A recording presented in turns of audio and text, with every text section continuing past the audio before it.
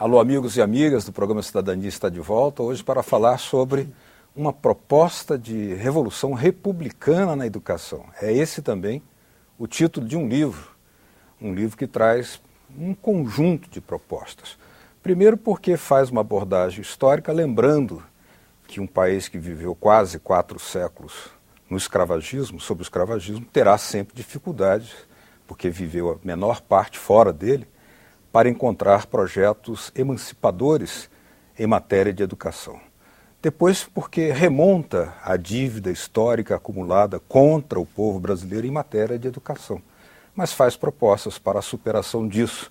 Na verdade, uma verdadeira revolução republicana. Esse é o título, então, desse livro. E quem está aqui conosco, para nossa satisfação, é o senador Cristóvão Buarque, do PDT do Distrito Federal, autor desse livro. Muito obrigado, senador.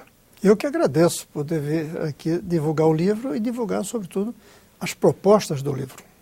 Senador, nós temos aqui, na introdução do livro, uma espécie de inventário, quase que um roteiro do porquê que nós chegamos a essa situação tão, digamos, ameaçadora contra várias gerações de brasileiros, especialmente os mais jovens. Mas o senhor faz uma afirmação bem categórica.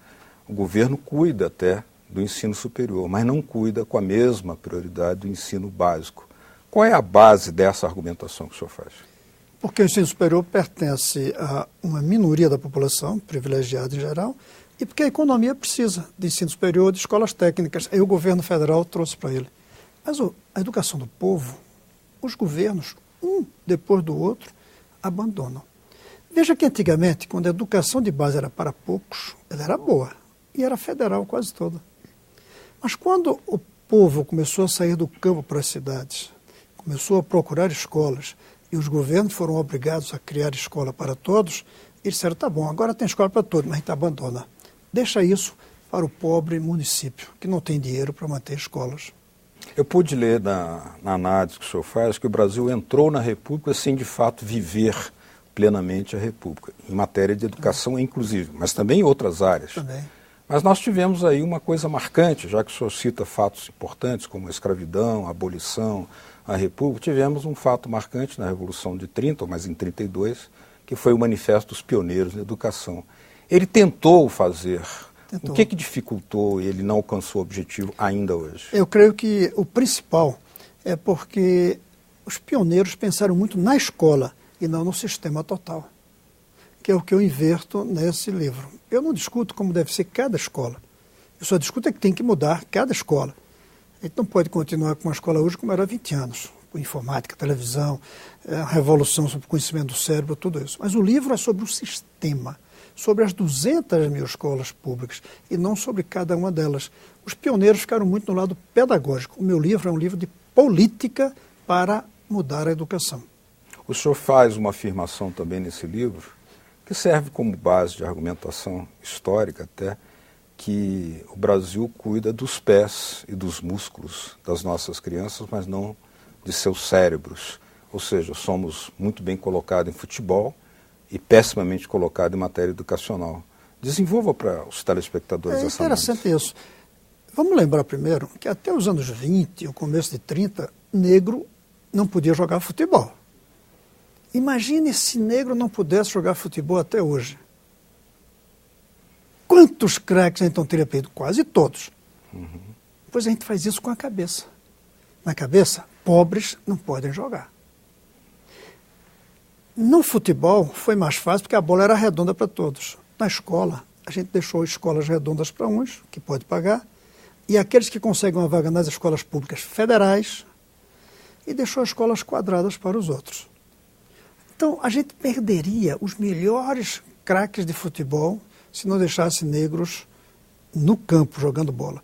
Hoje a gente perde milhões de cérebros porque não deixa que eles fiquem numa boa escola.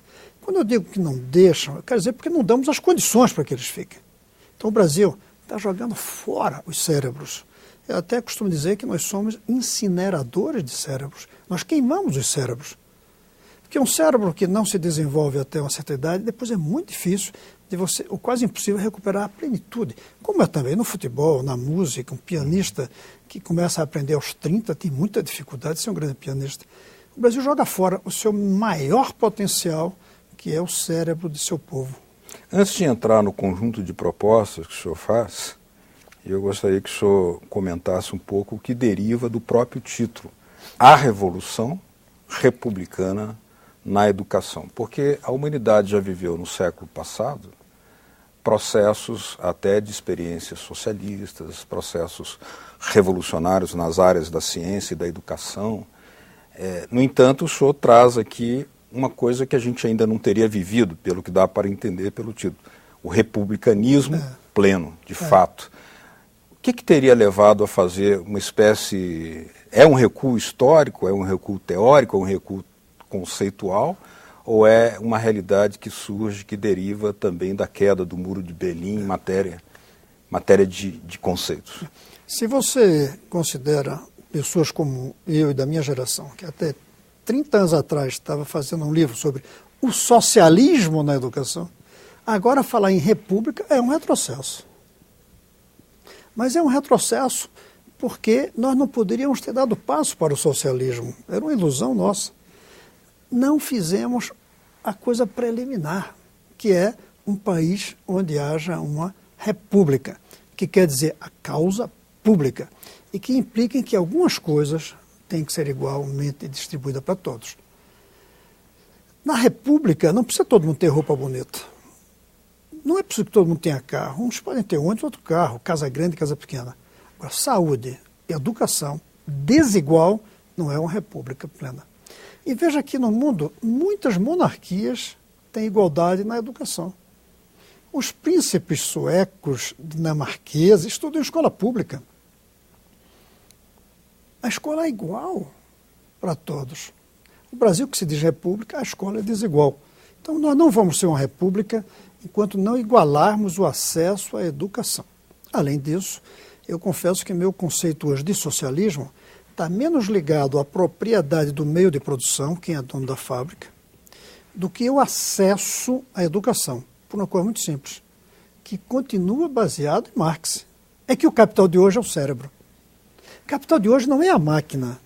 O capital de hoje é a tecnologia que está por trás da máquina. Um profissional altamente qualificado, ele pode ter uma participação maior na renda pelo seu salário do que um capitalista pelo seu lucro. Salvo os grandes capitalistas. Mas aí a gente também pode botar os grandes médicos. Termina eles tendo melhor. O capital hoje não é a máquina. O capital não é físico. O capital é cerebral, é conhecimento. Daí, distribuamos conhecimento que a gente faz a revolução socialista também.